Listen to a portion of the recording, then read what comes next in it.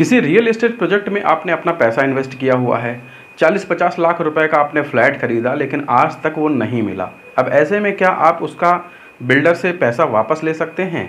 क्या वो पैसा आपको जो मिलेगा विद इंटरेस्ट मिलेगा या नहीं? इन सब बारे में हम चर्चा करेंगे।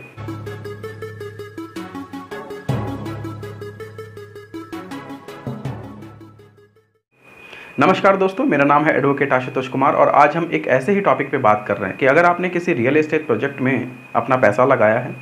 कोई प्लॉट बुक किया है, कोई मकान बुक किया है या कोई बिल्डिंग बुक की है या कोई आपने रो हाउसेस में अपना एक यूनिट बुक किया है, लेकिन कई साल बीत जाने के बाद में भी बिल्डर ने आज तक आपको ना तो पोजीशन दिया और ना ही इसका कोई नामो निशान है कि पोजीशन मिलेगा भी नहीं। कहीं ऐसा भी हो सकता है कि बिल्डर ने वो प्रोजेक्ट शुरू ही नहीं किया, आपसे पैसा लेने के बाद में आपको अनर्गल बातें समझा रहा है और इधर उधर की बातें करते हुए आपका टाइम वेस्ट कर रहा है। तो सबसे पहले तो ये जान लेते हैं कि क्या पैसा आपको वापस मिलेगा या नहीं। तो आपकी जानकारी के लिए बता दूं कि यूपी रियल एस्टेट जो एक्ट है, यानी कि यूपी रेरा एक्ट, इसमें एक प्रोविज़न है कि अगर कोई बिल्डर, प्रमोटर या कोई डेवलपर आपको समय पे प्रोजेक्ट नहीं दे पाता है और आपका मन समय ज़्यादा देरी होने के नाते आपका मन है कि आप उस प्रोजेक्ट में अब ज़्यादा बने नहीं रहना चाहते हैं, तो आप पैसा वापस ले सकते हैं। यानी यूपी रेरा एक्ट में ये प्रोविज़न्स हैं कि आप उस प्रोजेक्ट में अपना जो भी पैसा लगाया है आप उसको वापस ले सकते हैं,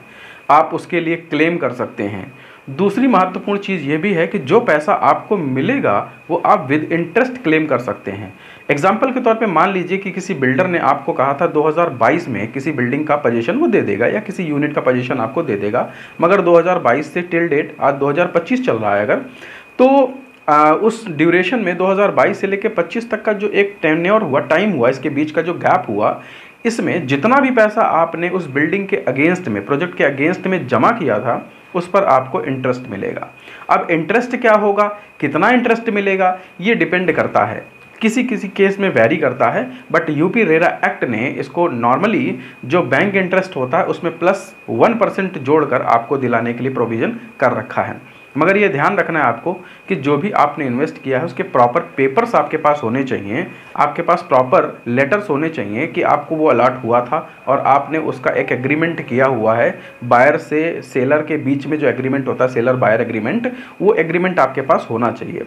तो ये सारी जानकारी आपके पास होनी चाहिए, इसलिए क्योंकि आज के समय में हम जब रियल एस्टेट प्रोजेक्ट में इन्वेस्ट करते हैं तो बहुत बार ऐसा होता है कि प्रमोटर, रियलेटर्स या कोई डेवलपर हमें जो शर्तें बताई गई होती हैं उस शर्तों पर उतरता नहीं है और हमें टहलाता रहता है और हमें परेशान होना पड़ता है।